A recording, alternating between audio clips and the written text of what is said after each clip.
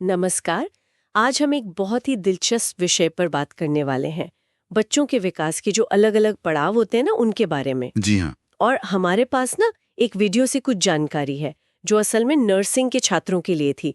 उसमें इन पड़ावों को याद रखने के बड़े अच्छे तरीके, मतलब निमोनिक्स बताए गए हैं। हाँ, और देखिए, हमारा मकसद आज यही है कि इन अहम पड़ावों को समझें और ये भी देखें कि निमोनिक्स जो हैं ये मुश्किल सी लगने वाली जानकारी को कैसे आसान बना देते हैं। बिल्कुल। और ये सिर्फ परीक्षाओं के लिए ही नहीं है ना? नहीं, बिल्कुल नहीं। ये तो बच्चों का विकास सही से हो रहा है या नहीं, ये समझने के लिए भी बहुत जरूरी है। हाँ, ये बात तो है। अच्छा, तो इन पड़ावों पर नजर रखना क्यों इतना जरूरी है, इस पर थोड़ी बात करें। ये हमें एक अंदाजा देते हैं कि सामान्य विकास कैसा होता है। सही कहा। और अगर कोई बच्चा मान लीजिए किसी चीज में थोड़ा पीछे है तो जल्दी पता चल जाता है। हाँ, ताकि मदद की जा सके। बिल्कुल। ये पेरेंट्स और हेल्थ प्रोफेशनल्स दोनों के लिए एक तरह का रोड मैप जैसा है। तो चलें इन निमोनिक्स की दुनिया में देखें क्या है ये। हाँ हाँ, जरूर। तो शुरुआत करते हैं पहले महीने से। इस टाइम पे बच्चे का सिर पूरी तरह संभलता नहीं है। हेड लैग कहते हैं शायद। जी हाँ, हेड लैग मतलब सर पीछे रह जाता है अगर आप उसे बैठाने की कोशिश करें। अच्छा, और वो आवाज पर भी ध्यान देने लगता है। तो इसके लिए निमोनिक क्या था? इसके लिए है वन हेडफोन। One headphone. हाँ, मतलब 1 महीना सिर का ना संभलना यानी हेड, और आवाज सुनना यानी फोन। देखिए कितना आसान है। हाँ, ये तो बढ़िया है। अच्छा, अब आते हैं 3 महीने पर। तब क्या होता है? 3 महीने में बच्चा माँ को पहचानने लगता है और गर्दन भी संभालने लगता है थोड़ी थोड़ी। अच्छा। इसके लिए निमोनिक है 3rd month mummy holding head. Mummy holding head. ये तो काफी विजुअल है, याद रहेगा। जी, ये माँ के साथ जुड़ाव और गर्दन की मजबूती दोनों दिखाता है। सही है। अब 6 महीने पर आते हैं। सुना है इस उम्र में बच्चा सहारे से बैठने लगता है। हाँ बिल्कुल। और एक और चीज होती है स्ट्रेंजर एंजाइटी, मतलब अजनबियों से डरना या झिझकना शुरू कर देता है। ओह हाँ, ये तो मैंने देखा है बच्चों में। ये दिखाता है कि बच्चा अब परिचित और अपरिचित चेहरों में फर्क कर पा रहा है। तो इसके लिए निमोनिक है 6S। 6S क्या क्या है वो S?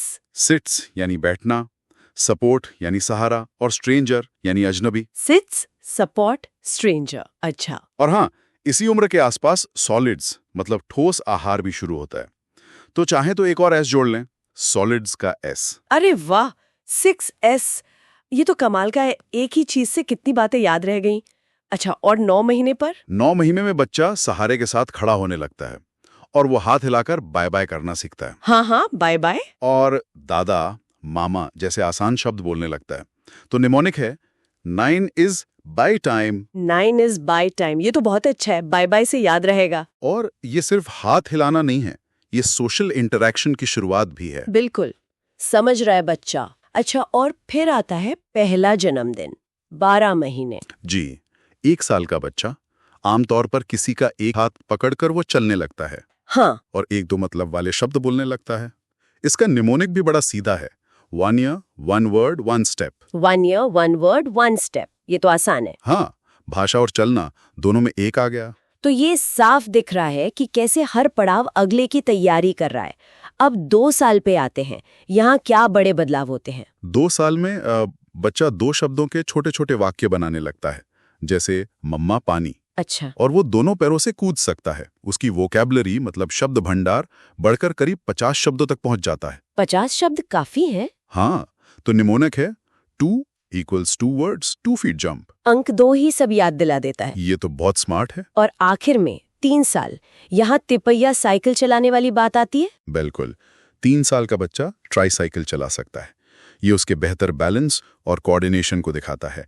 हाँ, ये तो बड़ा माइलस्टोन है। और वो अपना नाम और उम्र बता सकता है और 3 शब्दों के वाक्य बोलने लगता है। अच्छा, 3 शब्द। तो निमोनिक है 3 = ट्राईसाइकिल 3 word टॉक। फिर से अंक 3 काम आ गया। वाकई, ये निमोनिक्स देख के लगता है कि कितनी आसानी से ये मुश्किल जानकारी याद रखी जा सकती है। हाँ, और ये सिर्फ रटने में मदद नहीं करते, ये दिखाते हैं कि कैसे फिजिकल, सोशल और भाषा का विकास सब कुछ एक साथ जुड़ा हुआ है। सही कहा, हर पड़ाव अगले के लिए नींव रखता है। बिल्कुल।